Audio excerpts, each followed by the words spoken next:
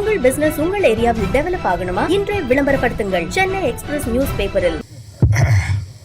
நக்கீரர் தமிழ்ச்சங்கமும் அகத்தியரையும் இணைந்து நடத்துகின்ற ஈகை டாக்டர் கே கருணாநிதி அவர்களுடைய 61வது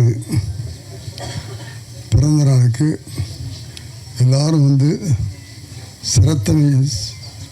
சிறப்பு செய்தமைக்கு என்னுடைய மனமார்ந்த நன்றியையும் வணக்கத்தையும் தெரிவித்துக் கொள்கிறேன். ஈகை டாக்டர் கே கருணாநிதியுடைய மனைவி சாந்தி அவர்களுக்கும் ஒரு தடவை நல்லா கைதட்டி அந்த மணமக்களை மனமாற வாழ்த்துகிறேன். மற்றவங்க பேரெல்லாம் சொல்ல ஆரம்பித்தா அதுலேயும் நேரம் போயிடும்.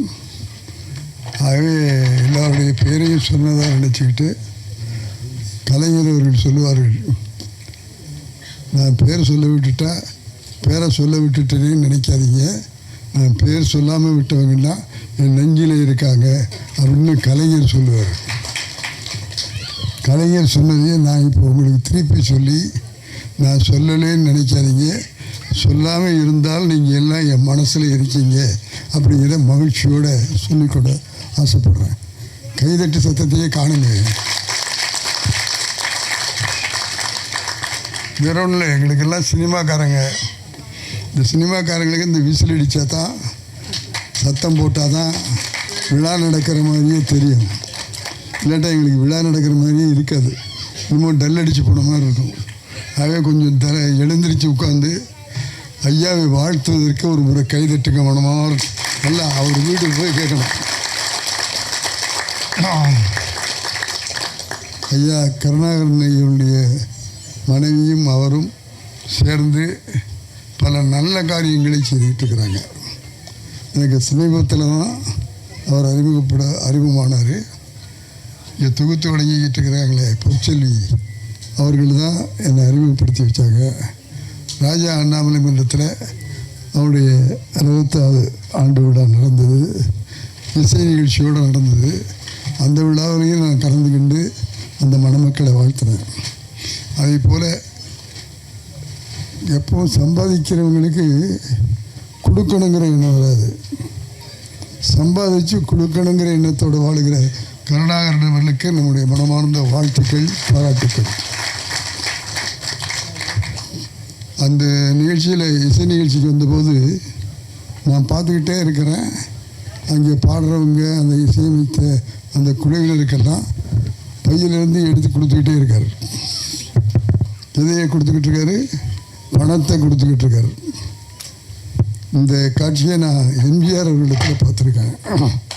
அவர் இப்படி பையில் இப்படி விற்கிறதா இப்படி எடுத்து கொடுப்பார். எவ்வளோ கொடுத்தாருன்னு யாருக்குமே தெரியாது. அது மாதிரி கருணாகரனையா செஞ்சாங்க. ஆகவே அவரை மனதார வாழ்த்துகிறேன், பாராட்டுகிறேன். அது மட்டும் இல்லை, இப்போ எங்கள் சினிமா துறையில் தமிழ் தயாரிப்பாளர் சங்கத்தில் செயற்குழு உறுப்பினராக இருக்கார். ஆகவே திரைத்துறையினுடைய சார்களையும் அவர் மனமாற வாழ்த்துகிறேன், பாராட்டுகிறேன். அதே போல் இன்றைக்கி நடத்துகிற அந்த 61வது ஆண்டு விழாவில் உழைப்பால் உயர்ந்த திரைக்கலைஞர்களுக்கு விருது வழங்கிட்டு இருக்கார். அந்த விருது பெற்ற கலைஞர்கள் அத்தனை பேரையும் ஒரு மூத்த இயக்குனர் என்ற முறையில் வாழ்க வளர்க, இந்த பரிசுகள் எல்லாம் தொடர்க என்று மனமாற வாழ்த்துகிறேன். இங்கே பேசி ஒரு டைரக்டர் சொன்னார், இந்த விருதெல்லாம் கிடைக்கும்போது எங்களுக்கு எவ்வளோ பெருமையாக இருக்குது அப்படின்னு மகிழ்ச்சிப்பட்டார். உண்மையாக சொல்கிறேன், நான் எவ்வளவோ சம்பளம் வாங்கியிருப்பேன், போனஸ் வாங்கியிருப்பேன். ஆனால் ரசிகர்களாகி உங்களுடைய கைதட்டல் தான் எங்களுக்கு கிடைக்கிற டானிக், எங்களுக்கு கிடைக்கிற பலம், எங்களுக்கு கிடைக்கிற உற்சாகம். அப்படி திரைத்துறையை சார்ந்திருக்கிற கலைஞர்களுக்கு விருது கொடுத்து ஊக்குவித்ததற்காகவும் நம்முடைய கருணாகரன் ஐயாவை மனமாற வாழ்த்துகிறேன். விருது பெற்ற அத்தனை பேருக்கும் என்னுடைய மனமார்ந்த வாழ்த்துக்கள். இந்த விருது பெற்றது நீங்கள் செய்ததுக்காக மட்டுமல்ல, செய்ய போகிறதுக்காகவும் சேர்த்து கொடுத்துருக்காங்க. ஆகவே இந்த விருதை வாங்கினவங்கெல்லாம் இன்னும் சாதிக்க வேண்டும் என்று உங்களிடத்தில் வாழ்த்துக்களாக சொல்லிக்கொள்ள ஆசைப்படுகிறேன். ஆகவே கலைஞர்களுக்கு பெருமை இந்த விருதுகள் வாங்குவது தான். ஆகவே அப்படி விருதுகள் வாங்குகிற அந்த அத்தனை கலைஞர்களையும் மனமாற வாழ்த்துகிறேன். அதுக்கு முதல்ல இந்த ஜீவாவை வாழ்த்துகிறேன். அந்த பையனை சின்ன வயசுலேருந்து பார்த்துக்கிட்டு இருக்கிறேன். எனக்கு ஒரே ஒரு வருத்தம், ஜீவா மிக விரைவிலே பெரிய ஹீரோவாக வரணும் அப்படின்னு வாழ்த்துக்கிட்டே இருக்கேன். ஜீவாவை வாழ்த்துக்கிறது மூலமாக இங்கே பரிசு பெற்றவர்கள் அத்தனை பேரையும் வாழ்த்துகிறேன். நீங்களெல்லாம் மிக விரைவில் நீங்கள் வெற்றி பெற்று விருதுகள் வாங்கி திரையுலகத்தில் சிறந்த புள்ளிகளாக வாழ வேண்டும் என்று உளமாற மனமாற வாழ்த்துகிறேன். ஒரு விஷயத்தை மட்டும் சொல்கிறேன், டல் அடித்து போகாதீங்க. வாய்ப்புக்கான திறமையை வளர்த்து கொள்ளுங்கள். வேறு ஒன்றும் இல்லை, நாங்கள்லாம் வந்தோம் வெற்றி பெற்றோம் அப்படின்னு சொன்னால் அது காரணம் தொழிலை ஒழுங்காக கற்றுக்கிட்டோம். அந்த ஒழுங்கை கடைப்பிடிங்க. எங்கிட்ட எத்தனையோ பேர் வர்றாங்க, நான் அப்படி செய்வேன் இப்படி செய்வேன், பாட்டு எழுதுவேன், கவிதை எழுதுவேன், நடிப்பேன், அப்படி இங்கே வந்து சினிமாவுக்குத்தான் நாங்கள் தியாகம் பண்ண போகிறோம்னு சொல்லுவாங்க. அவன்கிட்ட சரி ஒரு கதையை சொல்லுன்னு சொன்னால் அந்த கதையில் ஒரு அர்த்தம் இருக்காது, ஒன்றுமே இருக்காது. எப்படி நீங்கள் அந்த கதையை ஏற்றுக்கிறது? சினிமாவில் யாரும் உள்ளே விட மாட்டேங்கிறாங்க. இல்லை, உள்ளே விட மாட்டோம்னு சொல்லவே இல்லை. நீங்கள் திறமையோடு வந்தால் நிச்சயமாக உள்ளே விடுவோம். ஆக முதல்ல உங்கள் திறமையை வளர்த்துக்குங்க. இப்போ வந்திருக்கிற இயக்குநர்களுக்கெல்லாம் நான் ஒரே ஒரு விஷயம் மட்டும் சொல்லிக்கொள்ள ஆசைப்படுவேன். இப்போ வர்றவங்கெல்லாம் சிறந்த திறமையோடு வர்றாங்க. தொழில்நுட்பத்தில் எங்களையெல்லாம் ஜெயிச்சு மேலே ஓவர்டேக் பண்ணி போயிட்டாங்க. அப்படி இருக்கிற அந்த கலைஞர்களுக்கு என்னுடைய வாழ்த்துக்கள். அந்த மாதிரி திறமையை வளர்த்துக்கிட்டு வரணும், கடுமையாக உழைக்கணும், நிச்சயமாக வருவேங்கிற நம்பிக்கையோடு இருக்கணும். இன்னொன்று சொல்ல ஆசைப்பட்றேன், ஒழுக்கம் இருக்கணும். ஆகவே தொழில் கற்றுக்கணும், கடுமையாக உழைக்கணும், நிச்சயமாக வருவேன் அப்படிங்கிற நம்பிக்கை இருக்கணும், ஒழுக்கம் இருக்கணும். இந்த 4 இருந்தால் நீங்கள் வெற்றியை தேடி போக வேண்டாம், வெற்றி உங்களை தேடி வரும் என்பதை கலைஞர்களுக்கு நான் சொல்லிக்கொள்ள ஆசைப்பட்டேன். ஆகவே என்னுடைய வெற்றியெல்லாம் செயல்பட்டது அப்படின்னு சொன்னால் இந்த காரணமாக தான் நாங்கள் செயல்பட்டோம், வெற்றி பெற்றோம். அதனை நீங்கள் பெற வேண்டும் என்று வேண்டிக் கொள்கிறேன், கேட்டுக்கொள்கிறேன். அதன் பிறகு ஐயா அவர்கள் கொடுத்து வாழ்கிற அந்த தம்பதிகளுக்கும் என்னுடைய மனமார்ந்த வாழ்த்துக்களை சொல்லி, ஈதல் இசைப்பட வாழ்தல் அது வல்லது ஊதியமில்லை உயிருக்கு என்று குரலிலே வள்ளுவன் சொன்னான். ஆகவே கொடுத்து வாழ்ந்தால்தான் நீங்கள் பிறந்த பயனை அடைய முடியும் என்ற குரலுக்கு எடுத்துக்கட்டாக இருக்கிற கருணாகரன் சாந்தி தம்பதிகளை மீண்டும் ஒரு முறை நான் வாழ்த்துகிறேன்.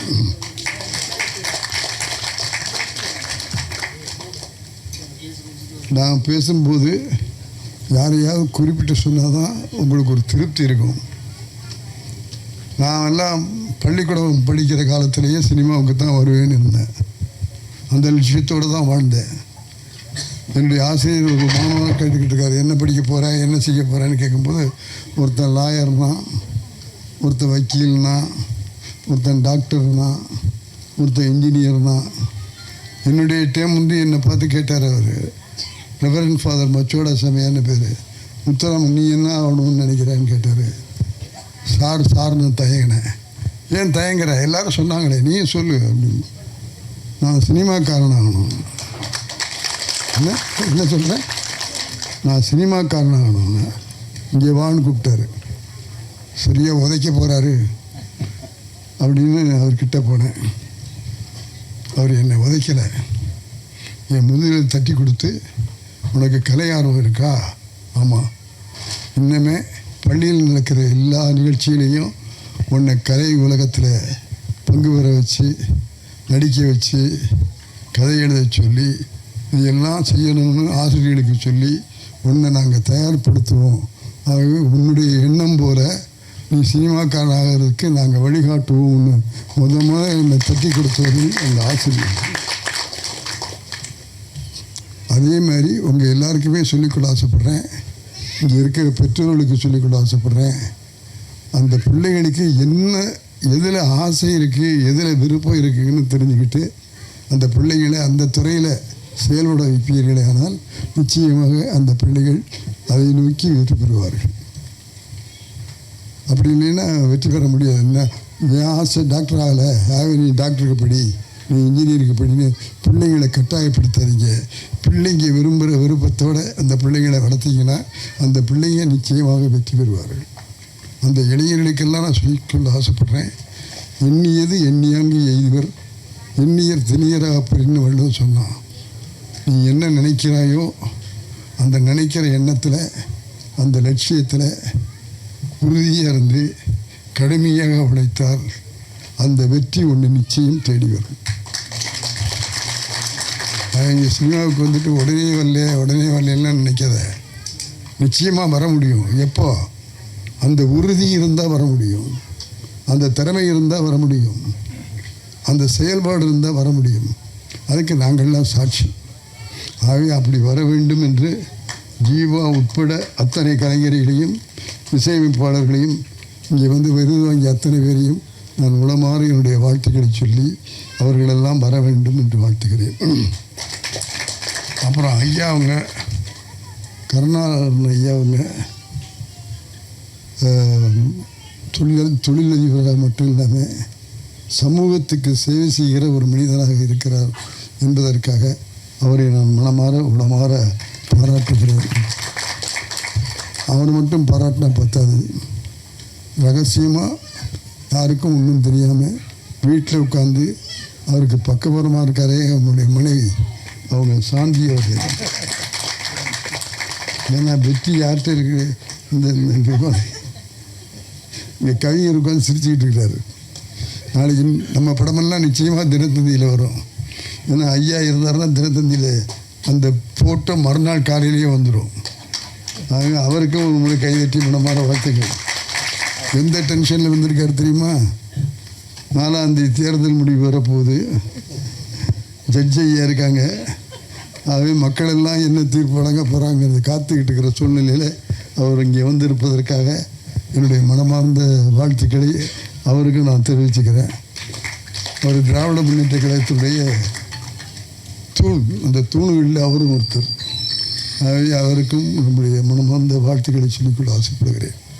இந்த வாய்ப்பை எனக்கு கொடுத்து உங்கள் எல்லோரையும் வாழ்த்துக்கிற வாய்ப்பை கொடுத்தமைக்காக என்னுடைய நன்றியையும் வணக்கத்தையும் தெரிவித்துக் கொள்கிறேன். அதே போல் இங்கே வந்திருக்கிற பத்திரிகையாளர்கள், ஊடகங்களைச் சேர்ந்தவர்கள் அவர்களுக்கும் என்னுடைய மனமார்ந்த நன்றி. இதில் குறிப்பாக ஒரு விஷயத்தை உங்கள்கிட்ட சொல்லிக்கொள்ள ஆசைப்படுறேன். இங்கே எல்லாருமே நம்ம சொக்கலிங்க சார் பேசிட்டு போனார். 100 வயசு வாழணும், அதுக்கு எப்படியெல்லாம் வாழலாம் சொன்னாங்க. கிட்டத்தட்ட நான் நெருங்கிக்கிட்டு இருக்கேன்.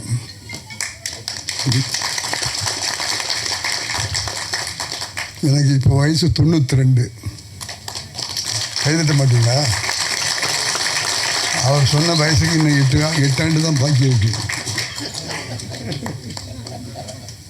இங்கே இந்த சிந்தைவாசன் இருக்காரு, அவர் கிட்டத்தட்ட 10,000 தொகுப்புகளை பண்ணியிருக்காரு.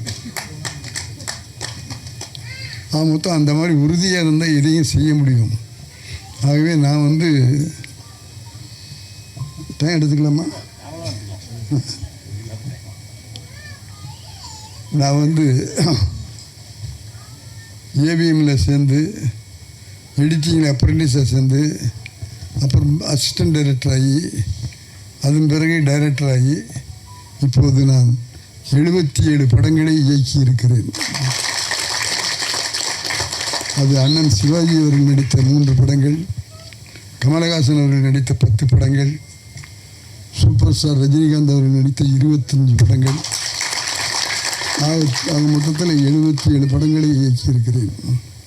77 படங்களை ஒரு இயக்குனர் அப்படின்னா என்ன அர்த்தம்? இயக்குனர் தான் கேப்டன் ஆஃப் த ஷிப்பு. அதாவது எல்லா பொறுப்பும் இயக்குனர் தலையில் தான் விடியும். அப்படின்னா எனக்கு எவ்வளோ டென்ஷன் இருந்திருக்கும். நான் வீட்டில் படுத்து தூங்கின நாட்களை விட ஸ்டுடியோவில் படுத்து தூங்கின நாட்களும் எடிட்டிங் ரூமில் படுத்து தூங்கின நாட்களும் தான் அதிகம். ஆகவே ஒரு கதவு திறந்தால் ஒரு கதவு மூடும். ஆகவே நான் நினச்ச சினிமா எனக்கு ஜாதகமாக இருந்தது. ஆகவே என் வாழ்க்கையை சினிமாவுக்காக அர்ப்பணிச்சிட்டேன் ஆனால் என் குடும்பத்தை நான் கவனிக்கலை. மனைவி மக்கள் இவங்களையெல்லாம் நான் பார்த்தனால இல்லை. சினிமா டைரக்டராக புகழ் பெற்றேனே தவிர குடும்பத் தலைவனாக நான் புகழ் வரவில்லை என்பதை வருத்தத்தோடு உங்களிடத்தில் சொல்லிக்கொள்ள ஆசைப்படுகிறேன். என்னுடைய மனைவி கமலா தான் பிள்ளைகளை எடுத்து படிக்க வச்சு எல்லாம் ஆளாக்கி குடும்பத்தை முழுக்க முழுக்க பார்த்து கொண்டவள் என் மனைவி. ஆகவே கணவர் எப்படி வெள்ளையாடை அணிவாரோ அதே போன்று இந்த மாமனிதரும் வெள்ளையாடை அணிந்து 92வது வயதிலும் இளம் வாலிபர் போல் பேசி உள்ளத்தை மறக்கக்கூடிய மாமனிதர் 100 ஆண்டுகள் இல்லை, 200 ஆண்டுகள் இல்லை, சித்தர் வாழ்கின்ற வாழ்க்கை அவர் வாழ வேண்டும் என்று இந்த நேரத்தில் கடவுளை நான் பிரார்த்திக்கிறேன்.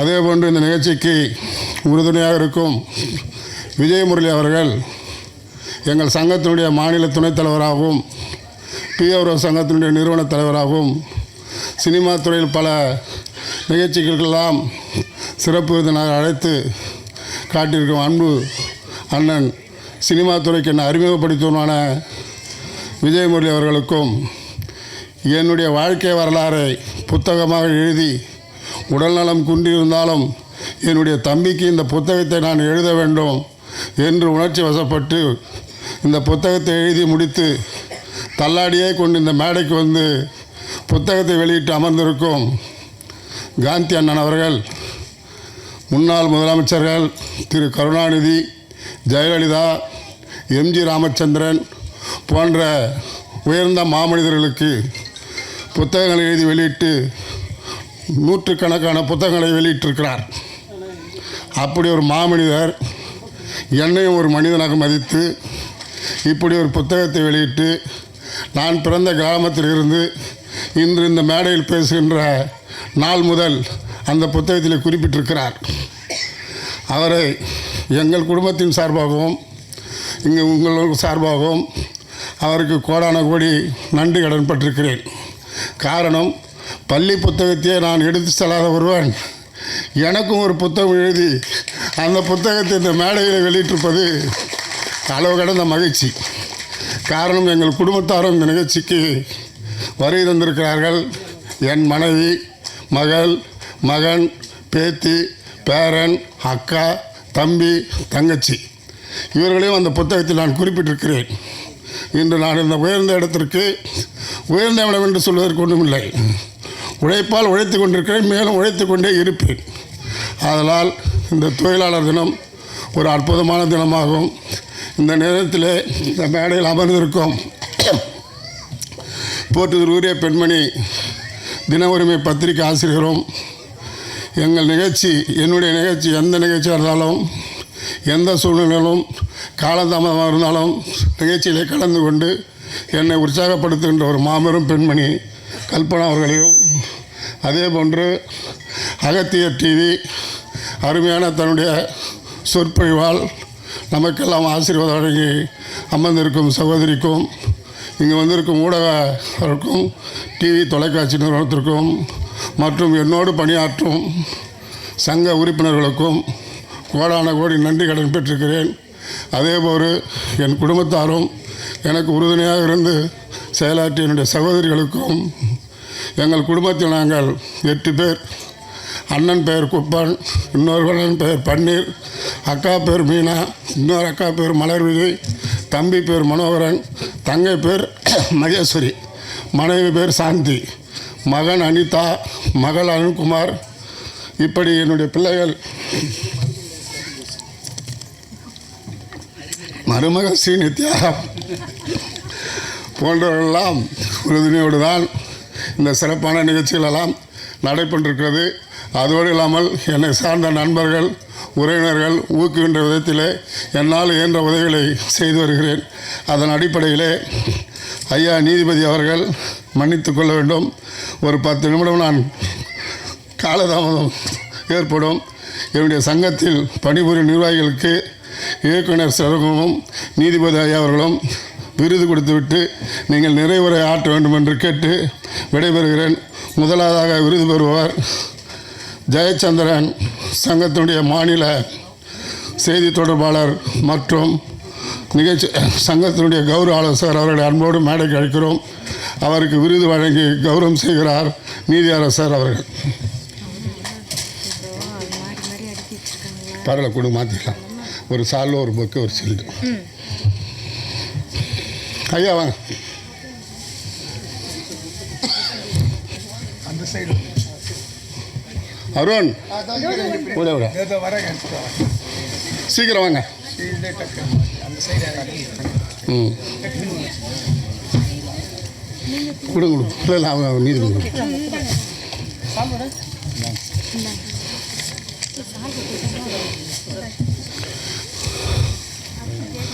சங்கத்தின் செயற்குழு உறுப்பினர் தம்பி மோகன் அவர்கள் அன்போடு மேடை கழிக்கிறோம்.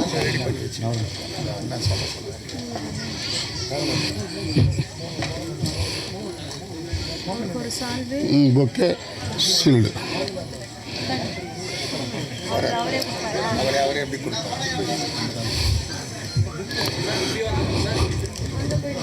சங்கத்தினுடைய துணைத் தலைவர் போற்றிற்குரிய சகோதரர் வரதராஜன் அவர்கள் அன்போடு மேடை கழிக்கிறோம்.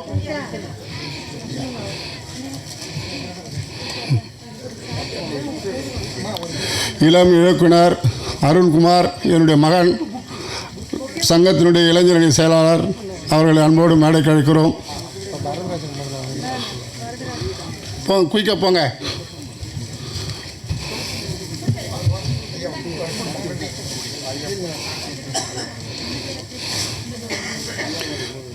சங்கத்தினுடைய துணைத் தலைவர் போற்றுதற்குரிய மாமனிதர் விஜயமுரளி அவர்களை அன்போடு மேடை கழிக்கிறோம். இப்போ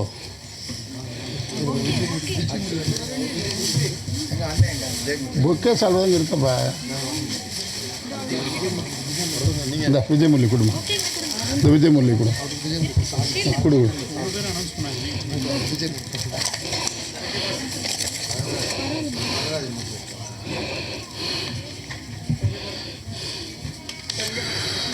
சங்கத்தினுடைய செய்தி தீர்ப்பாளர் நீத்துக்கார் அவர்களை அன்போடு மேடைக்கு அழைக்கிறோம்.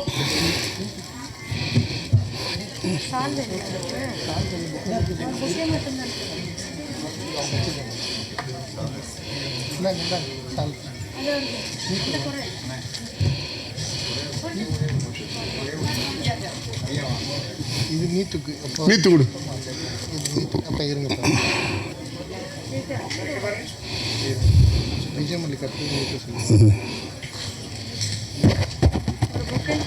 நீத்துக்கார் அவர்களை அன்போடு மேடைக்கு அழைக்கிறோம்.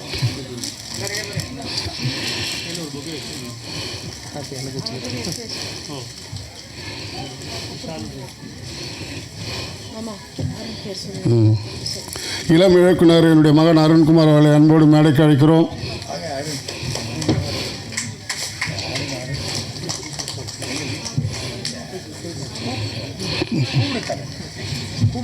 இயக்குனர் வசந்தகுமார் அவர்களை அன்போடு மேடைக்கு அழைக்கிறோம்.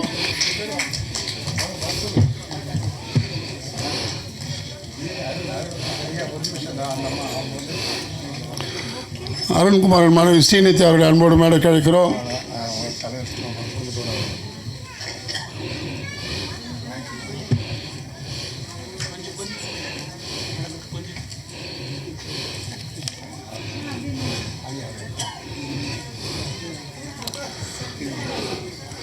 தின உரிமை ஆசிரியர் திருமதி கல்பனா அவர்களை அன்போடு மேடைக்கு அழைக்கிறோம். அவர்களுக்கு விருது வழங்கி கௌரவம் செய்யப்படுகிறது.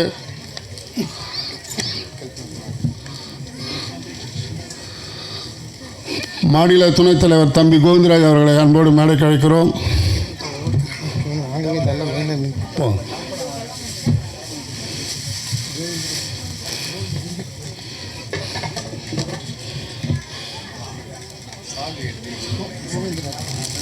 கோவிந்தராஜ் கொடுங்க.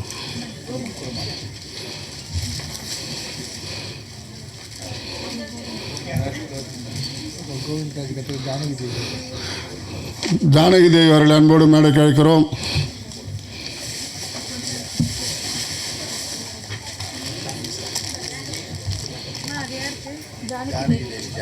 ஜானகி தேவி வாங்க. கிளாசிஃபைட் ஆட்ஸ், டிஸ்ப்ளே ஆட்ஸ், சிறிய விளம்பரம் முதல் பெரிய விளம்பரம் வரை அனைத்து கடைகளிலும் வீடுகளிலும் இலவசமாக டிஸ்ட்ரிபியூஷன் செய்து தரப்படும். சென்னை எக்ஸ்பிரஸ் நியூஸ் பேப்பரில் always your neighbourhood news paper.